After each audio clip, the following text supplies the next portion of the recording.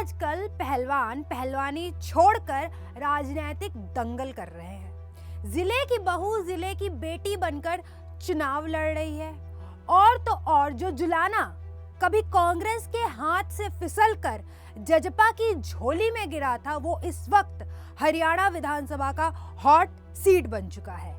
पर क्या होगा इस जुलाना का परिणाम? क्या जजपा से छिन जाएगा ये क्षेत्र? क्या इस बार जुलाना में बनेगी पहलवान की सरकार? क्योंकि इस बार गठबंधन को तोड़ते हुए दो पहलवान आमने सामने आ चुके हैं। ऐसे में जुलाना का क्या होगा, जुलाना का क्या परिणाम रहेगा, ये तो 8 अक्टूबर को पता चलेगा। पर इस हरियाणा विधानसभा में जुलाना का क्या समीकरण होने वाला है, वो हम आपको बता देते हैं। भारत की ओलंपिक रेसलर विनेश फोगाट को लेकर लंबे समय से जो सुगबुगाहट चल रही थी कि वो राजनीति में कदम रखेंगी या नहीं, उन पर रोक तब लग गई जब वो कांग्रेस में शामिल हुई और फिर कांग्रेस ने इस विधानसभा चुनाव के लिए विनेश को उनके ही ससुराल जुलाना से उम्मीदवार घोषित कर दिया।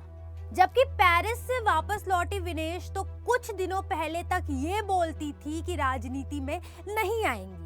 यहाँ तक तो पिछले साल जब बृजभूषण सिंह के खिलाफ पहलवानों ने जंतर मंतर पर प्रदर्शन किया था, तब भी विनेश की राजनीति में आने की कोई प्लानिंग नहीं थी। पर किसान आंदोलन में जाना, राहुल गांधी से मिलना, विनेश जितना भी बोले, उनके हाव भाव से तो जनता को लग ही गया था कि हरियाणा विधानसभा के दौरान कांग्रेस को एक नया सदस्य मिलने जा रहा है। और जैसे ही 6 सितंबर को विनेश ने कांग्रेस का दामन थामा, सबकी सोची हुई बात तब सच साबित हो गई। पर अब सवाल ये है कि विनेश को ससुराल से ही टिकट क्यों दिया कांग्रेस ने? उनका मायका चरखी दादरी है और उन्हें दादरी से भी उम्मीदवार घोषित किया जा सकता था। पर यहाँ कांग्रेस ने खेला है खेल। पर अब सवाल ये है कि विनेश को ससुराल से ही टिकट क्यों दिया कांग्रेस ने? उनका मायका चरखी दादरी है, उन्हें दादरी से भी उम्मीदवार घोषित किया जा सकता था। पर यहाँ कांग्रेस ने खेल ये खेला कि जुलाना, जो कि जाट बहुल क्षेत्र है, वहां से विनेश को उतारा। साथ ही ये भी ध्यान में रखना होगा कि विनेश के साथ जो पेरिस ओलंपिक्स में हुआ और पिछले साल रेसलर आंदोलन में जैसे वो लड़ी, उस हिसाब से उनके पास सिंपैथी वोट होना लाजमी है। और विनेश जुलाना को अच्छे से जानती भी है। यहाँ के लोगों के लिए वो शान है और उनके लिए वो बहू कम बेटी ज्यादा है। कांग्रेस ने तो यहाँ पासा अच्छा फेंका है। पर जहाँ इंतजार इस बात का हो रहा था कि हरियाणा में इस विधानसभा चुनाव के दौरान भी कांग्रेस और आप का गठबंधन देखने को मिलेगा, उसमें लोगों को निराशा हाथ लगी। आम आदमी पार्टी ने तो खुद कई दिनों तक इस गठबंधन का इंतजार किया, पर आखिरकार और इंतजार न करके हरियाणा विधानसभा के लिए आपने भी अपने पत्ते खोल दिए और बड़े ही शातिर तरीके से आपने जुलाना सीट में अपनी चाल चली है। जाट सीट को देखते हुए आपने भी यहाँ से जाट कार्ड खेलते हुए कविता दलाल को उतारा है। और कविता दलाल कोई आम इंसान नहीं है। कविता को लेडी खली बोला जाता है। वो पूर्व WWE रेसलर तक रह चुकी है और राष्ट्रपति से फर्स्ट लेडी का पुरस्कार पाने वाली कविता ने 12वें एशियन गेम्स के दौरान वेट लिफ्टिंग में स्वर्ण पदक तक जीता है। कविता ने राजनीति में एंट्री 2022 में की थी और कुछ दिनों पहले सूट सलवार में रेसलिंग करके सुर्खियां बटोरने वाली कविता का मायका जुलाना ही है। तो अगर इस विधानसभा चुनाव में आप और कांग्रेस का समीकरण देखें, तो ये लड़ाई बहू वर्सेस बेटी की हो रही है। जबकि बीजेपी ने यहाँ से कैप्टन योगेश बैरागी को उम्मीदवार बनाया है। बीजेपी यहाँ एक युवा चेहरा तो ले आई, पर जुड़ाव पर टारगेट नहीं कर पाई।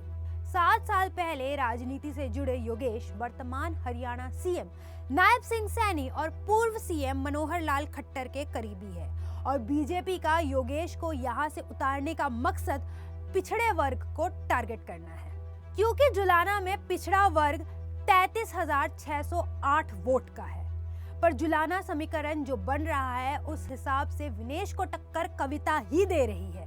इसके अलावा जननायक जनता पार्टी, जिसका जुलाना गढ़ है, उसने इस हरियाणा विधानसभा में चंद्रशेखर की पार्टी आजाद समाज पार्टी के साथ गठबंधन कर लिया है। और इस गठबंधन ने जुलाना के लिए अपना उम्मीदवार अमरजीत डांडा को बनाया है। ये वही अमरजीत है जिन्होंने पिछले विधानसभा में जजपा को 49% से जीत दिलवाई थी। अगर जुलाना सीट के इतिहास को खंगाले तो कभी यहाँ कांग्रेस का बोलबाला हुआ करता था, पर पिछले 15 साल से यह कांग्रेस के नसीब में सूखा ही जा रहा है। कांग्रेस ने यहाँ आखिरी बार 2005 में जीत हासिल की थी।